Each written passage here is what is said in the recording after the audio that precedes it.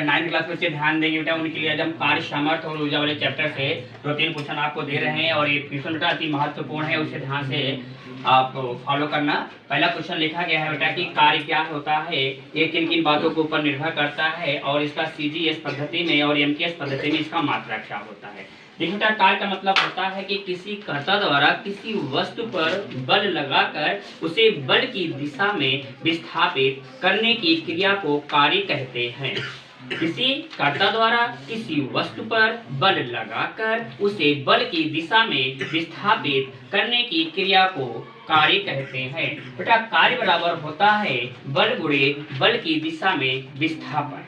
देखिए बेटा, जो बल होता है, बल किसे कहते हैं? बल का मतलब होता है कि बल वह कारक है जिसे किसी भी वस्तु पर लगा देने से वह उसकी अवस्था में परिवर्तन कर देता है, ये बल होता है। और आपको हमने पढ़ाया था बेटा कि जो बल होता है, बल का जो मात्रक होता है वो न्यूटन होता है और इसे हम F से डिनोटेड करते हैं। और बल की दिशा में जो विस्थापन होता है उसको हम S से दिखाते हैं, कहीं कहीं पर D से भी दिखाया जाता है।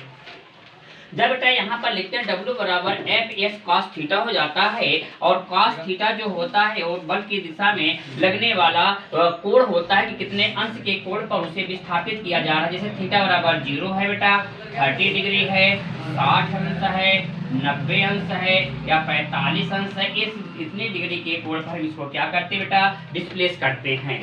तो ये आपका फार्मूला बन जाता है W बराबर F cos थीटा। अब क्वेश्चन ये उठता है कि कार्य का मात्रक क्या होता है बेटा? तो कार्य का मात्रक ये F का मात्रक और इंटू S का मात्रक। F क्या होता है बेटा? बल होता है और S क्या होता है? विस्थापन होता है। बल का मात्रक न्यूटन होता है और विस्थापन का मात्रक मीटर होता है, इसलिए न्यूटन इंटू मीटर को हम क्या बोलते हैं? जूल बोलते हैं। यह एक कौन सी राशि होती है बेटा? अदिश राशि होती है।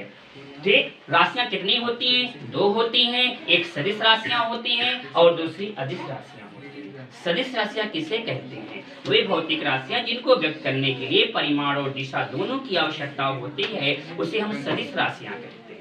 और अदिश राशियां किसे कहते हैं? वे भौतिक राशियां जिनको व्यक्त करने के लिए केवल परिमाण की आवश्यकता होती है, दिशा की आवश्यकता नहीं होती है, उसे हम अदिश राशियां कहते हैं। अब क्वेश्चन ये उठता है बेटा, जो कार्य किया जाता है उसकी वैल्यू कब अधिकतम होती है और कब मिनिमम होती है? जब बेटा किसी भी वस्तु को हम परपेंडिकुलर उठाते हैं, थीटा इक्वल टू 90 डिग्री पर उठाते हैं, तो किए गए कार्य का मान 0 होता है, एकदम मिनिमम होता है। जब किसी भी वस्तु को हम पैरेलल पर विस्थापित करते हैं अर्थात थीटा इक्वल टू 0 पर विस्थापित करते हैं, किए गए कार्य का मान क्या होता है बेटा? अधिकतम होता है।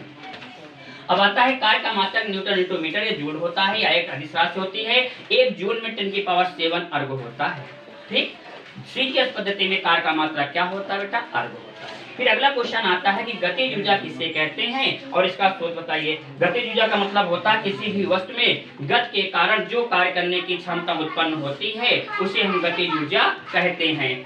किसी वस्तु में गति के कारण जो कार्य करने की क्षमता उत्पन्न होती है उसे गतिज ऊर्जा कहते हैं। और गतिज ऊर्जा का सूत्र गतिज ऊर्जा का सूत्र क्या होता है बेटा? 12 mv² होता है। और ये जो डिपेंड होता है, जो निर्भर करता है बेटा, देखिए गतिज ऊर्जा का फार्मूला K बराबर होता है 1/2 mv², इसको लिखते हैं जूल लिखते हैं बेटा। और m क्या होता है? द्रव्यमान होता है और v क्या होता है? वेग होता है। जो किसी भी पिंड की जो गतिज ऊर्जा होती है वो वस्तु के द्रव्यमान और वेग के ऊपर निर्भर करती है और इसका मात्रा क्या होता है? जूल होता है। फिर आता है स्थितिज ऊर्जा किसे कहते हैं? किसी वस्तु में स्थित परिवर्तन के कारण जो कार्य करने की क्षमता उत्पन्न होती है उससे हम स्थितिज ऊर्जा कहते हैं। अब स्थितिज ऊर्जा बराबर होता है P बराबर होता है m इंटू जी इंटू एच, ये भी बेटा जूल होता है। ठीक, जितनी भी ऊर्जाएं होती है सबका मात्रा क्या होता है? जूल होता है। आता है यांत्रिक ऊर्जा किसे कहते हैं? यांत्रिक ऊर्जा का मतलब होता है कि किसी पिंड की गतिज ऊर्जा और स्थितिज ऊर्जा के योग को उस पिंड की यांत्रिक ऊर्जा कहते हैं। क्लियर?